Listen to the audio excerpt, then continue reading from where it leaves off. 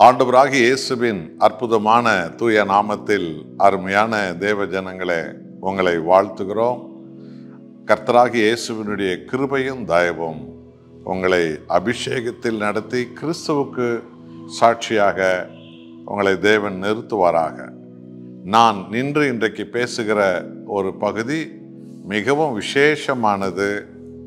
தேவனுடைய பரிசுத்தவான்கள் கிறிஸ்துவுக்கு சாட்சியாக நின்று ஊழியம் செய்த கன்னியாகுமரி மாவட்டத்தில் ரிங்கல்தொபே என்று ஜெர்மனி தேசத்திலிருந்து பரிசுத்த ஆவியானவரால் அழைக்கப்பட்டு ஏறக்குறைய 200 ஆண்டுகளுக்கு மேலாக இந்தியாவுக்கு வந்து இந்த கன்னியாகுமரி மாவட்டத்தில் இந்த ஆலயங்களை அவர் ஆத்தும ஆதாயம் செய்து கட்டி எழுப்பி அந்த ஆலயத்திலிருந்து நான் பேசுகிறேன். எரேமியா 16ஆம் அதிகாரத்தில் 16வது வசனத்தில் கர்த்தருடைய ஆவியானவர் இப்படியாக அவர் சொல்லியிருக்கிறார். இதோ நான் மீன் பிடிக்கிற அநேகரை அழைத்து அனுப்புவேன், இவர்கள் அவர்களை பிடிப்பார்கள். அதற்கு பின்பு வேட்டைக்காரராகிய அநேகரை அழைத்து அனுப்புவேன், இவர்கள் அவர்களை எல்லா மலைகளிலும் எல்லா குன்றுகளிலும் கண்மலைகளின் வெடிப்புகளிலும் வேட்டையாடுவார்கள். அல்லேலூயா.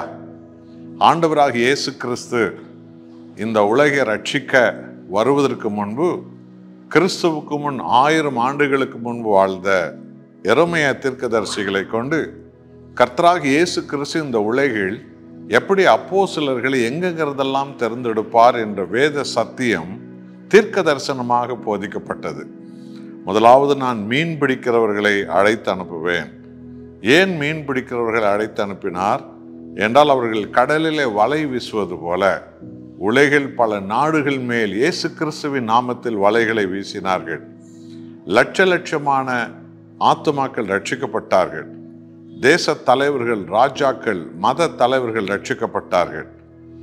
இப்படித்தான் இந்த உலகில் பல நாடுகளில் ஆண்டவராக இயேசு கிறிஸ்துவின் நாமத்தில் அந்த ரட்சிப்பின் வலை மீனவ அப்போஸ்தலர்களை கொண்டு வீசப்பட்டது. அதற்கு பிறகு நான் வேட்டைக்காரர்களை எழுப்புவேன், அவர்கள் மலைகளிலே, குன்றுகளிலே, மலை வெடிப்புகளிலே ஆத்துமாக்களை வேட்டையாடுவார்கள் என்று தேவன் சொல்லுகிறார். இந்த வேட்டைக்காரர்கள் என்று அழைத்து அனுப்புவேன் என்பது யாரை? ஐரோப்பா நாட்டில் இருக்கிற அத்தனை தேவனுடைய ஜனங்களைத்தான். ஐரோப்பர்கள் ஒரு காலத்தில் வேட்டைக்காரர்களாக தான் அவர்கள் இருந்தவர்கள்.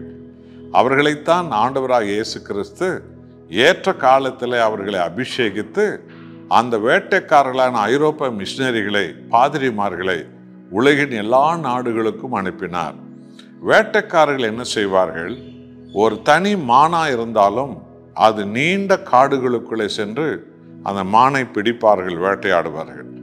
அவர்கள் சிங்கத்தை பிடிப்பார்கள், வேட்டையாடுவார்கள். மலை குகைகளிலே சென்று பிடிப்பார்கள். இப்படித்தான் ஐரோப்பா தேசத்தில் எழுப்பப்பட்ட நூற்றுக்கணக்கான பரிசுத்தவான்கள் மிஷினரிகளாக இந்தியாவுக்கு, உலகின் பல நாடுகளுக்கு அவர்கள் சென்று அவர்கள் மலை பிரதேசங்களை ரட்சிப்புகள் நடத்தினார்கள். காடுகளிலே சென்று லட்சமான மக்களை கிறிஸ்துவுக்குள் என்று ஆதாயப்படுத்தினார்கள். ஆதிவாசிகள் மத்தியில் ஆதாயப்படுத்தினார்கள்.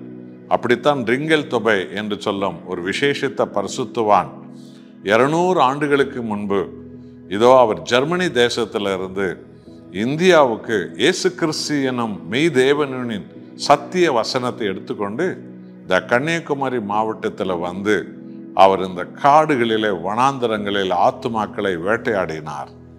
அல்லேலூயா. எத்தனை அற்புதமான ஒரு காரியம் என்று கவனித்து பார்த்தீர்களா? இன்றைக்கு வசதிகளை தேடி நாம் எல்லோரும் வேலை நாடுகளுக்கு போகிறோம். ஆனால் 200 ஆண்டுகளுக்கு முன்பு நாம் அந்த காலத்தில் ஆதிவாசிகளாய் வாழ்ந்த அந்த காலத்தில், அந்த 200 ஆண்டுகளுக்கு முன்பு அவர்கள் வசதிகளோடு வாழ்ந்தவர்கள். ஆனால் ஆண்டவராக இயேசுவின் அன்பு அவர்களை ஏவியது.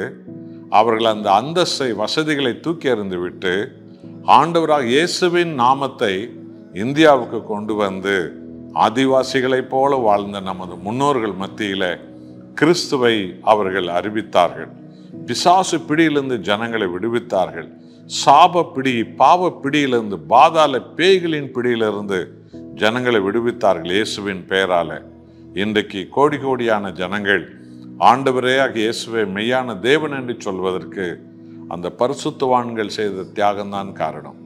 ஆகவே அன்பானவர்களே, ஆவியானவர் என்னை நிரப்பட்டும், அபிஷேகிட்டும், வல்லமை பெறுவேன், அபிஷேகம் பெறுவேன் என்று வெறும் சபையிலே அங்கே இங்கே ஆடி ஓடி விழுந்து கொண்டிருப்பதெல்லாம் நிறுத்திவிட்டு, ஆண்டவராக இயேசு கிறிஸ்துவுக்கு உத்தம சாட்சிகளாக நாம் வாழ்ந்து, பிசாசு பிடியில, சாப பிடியில, அக்கிரமத்தின் பிடியில, பாவ பிடியில, பாதாள பேய்களுடைய பிடியில, பொய் மதங்களின் பிடியில சிக்கியிருக்கிற கோடி கோடியான நம்முடைய இந்தியர்களை இயேசு கிறிஸ்துவின் நாமத்தினால் நாம் ரட்சிப்புகள் நடத்த நம்மை நாம் ரிங்கல் தொபே என்கிற அந்த பரிசுத்தவானை போல, அந்த மிஷனரி போல நம்மை நாம் அர்ப்பணிப்போமா? நாம் ஜெபம் செய்வோம். அன்புள்ள ஆண்டவரே, மீன் பிடிக்கிற அப்போஸ்தலர்கள் எழுப்பி வலைகளை வீச வைத்தீர். நாடுகள் பிடிக்கப்பட்டது. ஐரோப்பியாவில் உள்ள உமது ஜனங்களை எழுப்பி வேட்டைக்காரர்களாக உலகின் எல்லா காடுகளுக்கும் மலை மேடுகளுக்கும் அனுப்பினீர். அவர்கள் போகாத இடங்களே இல்லை. ரிங்கல் தொபை என்ற உம்முடைய பரிசுத்தவானை இந்த கன்னியாகுமரி மாவட்டத்துக்கு அனுப்பி லட்சக்கணக்கான ஆத்துமாக்களை ஆதாயப்படுத்தினீரே. எங்களையும் எங்கள் பிள்ளைகளை, எங்கள் குடும்பங்களை இந்தியாவில் எழுப்புவீராக.